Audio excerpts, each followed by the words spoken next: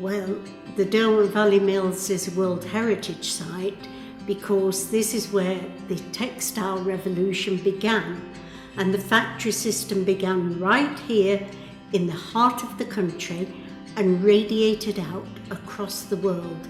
The story of Jedediah Strutt and his family are very important to the story of the Derwent Valley Mills because Strutt is the one name that connects with all the sites within the Derwent Valley. The social impact of the factory system, of course, was tremendous.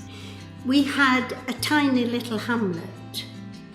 Jedediah was advertising nationwide for workers to take an opportunity here to learn about a new system. And for that, he built excellent housing, all of which is still very popular today, and an infrastructure to support his mills.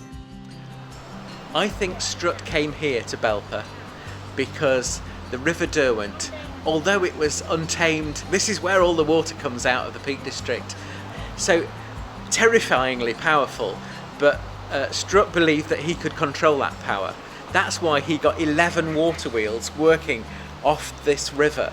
It's an astonishing amount of power, but they tamed it. They tamed nature and used it so that these mills could transform the way that we understand manufacturing.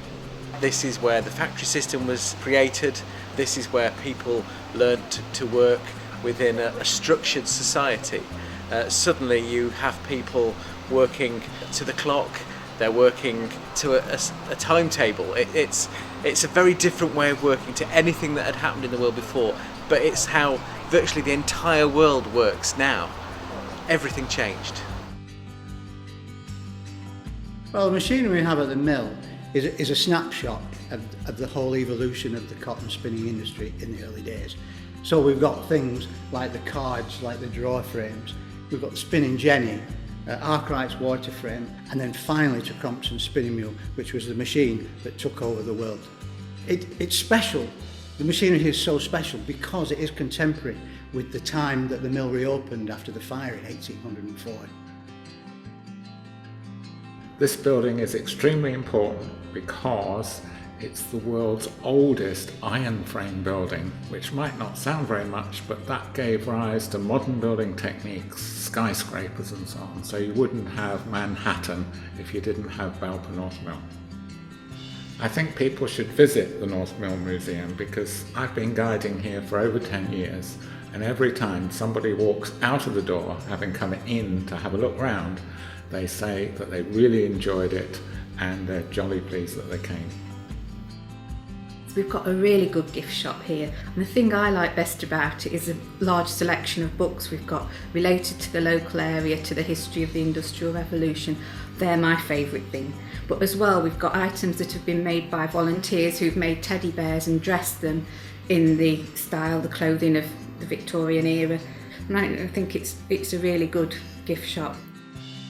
Belper's an amazing place. There's always something to see and something to do. Very close to the mill we've got the River Gardens, and they were named as one of the top 50 gardens in Britain.